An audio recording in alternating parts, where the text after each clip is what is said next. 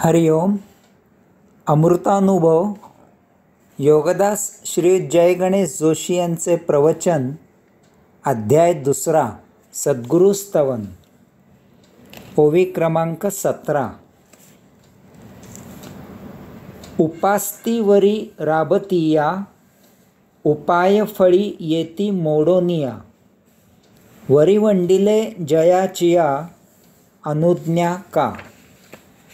अर्थात, जसे फळझाडाला भरभरून फळे येतात त्याप्रमाणे देहादी इंद्रियांचीही तमा न बाळगता सर्वस्व झोकून देऊन उपासना करणाऱ्याला यश प्राप्त होते. येथे माऊलींनी फळझाडाचे उदाहरण घेतले आहे.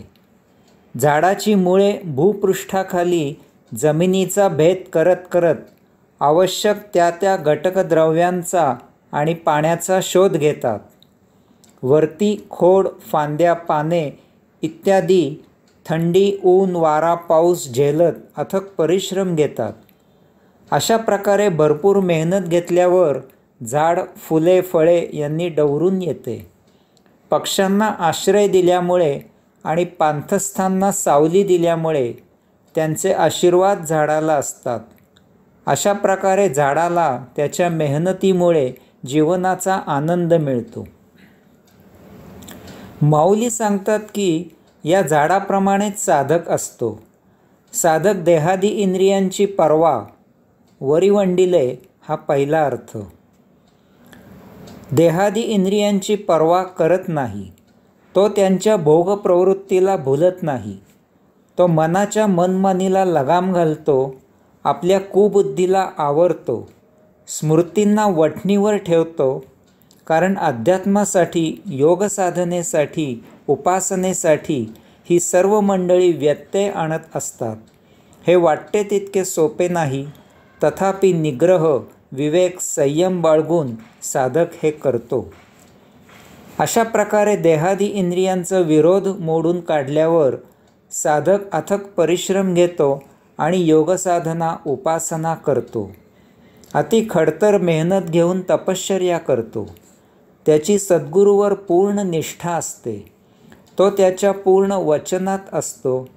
सद्गुरू जसा उपदेश करील त्याप्रमाणे पूर्ण श्रद्धेने साधक उपासना करत असतो. साधक सद्गुरूच्या सेवेत. वरिवंडिले याचा दुसरा अर्थ. साधक सद्गुरूच्या सेवेत स्वतःला झोकून देतो. तो त्याची पूर्णपणे काळजी घेतो. साधकासाठी सद्गुरू हाच सर्वस्व असतो. त्याच्या आध्यात्मिक यात्रेसाठी त्याला सद्गुरूचे भरभरून आशीर्वाद असतात. माऊली सांगतात की त्या झाडाप्रमाणेच साधकालाही त्याच्या या अथक परिश्रमाचे, मेहनतीचे फळ मिळते. तो भौतिक जीवन आनंदाने जगून साधना, उपासना करत असतो. यथाकाळी तो साक्षात्कारित होतो. या भौतिकाच्या जंजाळामधून त्याची सुटका होते.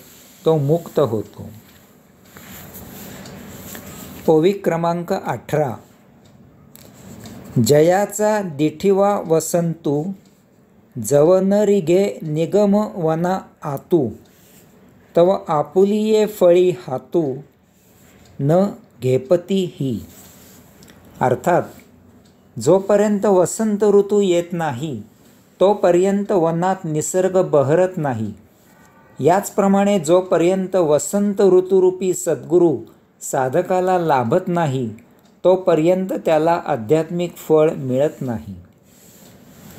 माऊलींच्या मते सद्गुरूचे साधकासाठी फार महत्त्व आहे.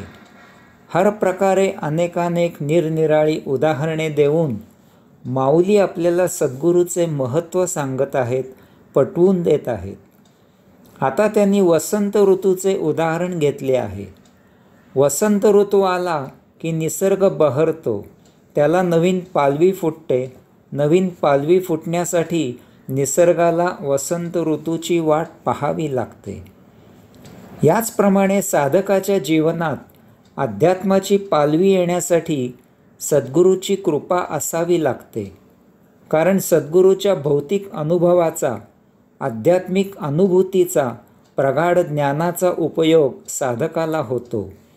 त्याची आध्यात्मिक यात्रा योग्य दिशेने सुरू राहते. त्याच्या मायेच्या, वात्सल्याच्या, अकृत्रिम प्रेमाच्या उबदार छायेत साधकाची उपासना बहरते. काही शंका आली, अडचण आली, विघ्न आले, काही चुकले तर आईच्या मायेने तिथल्या तिथे दुरुस्त करायला, मदत करायला सद्गुरू आपल्या पाठीशी आहे हा भरोसा साधकाला असतो. जर साधक स्वमर्जीने साधना उपासना करेल, सद्गुरूच्या अनुज्ञेचे पालन न करेल, त्याच्या कृपाछत्राखाली राहणार नाही तर तो भरकटेल. त्याची योग्य मार्गी यात्रा होणार नाही. हे मुमुक्षूंनी, साधकांनी, अध्यात्माच्या यात्रेकरूंनी चांगले ध्यानात घ्यावे असे माऊलींचे कळकळीचे सांगणे आहे. हरिओम.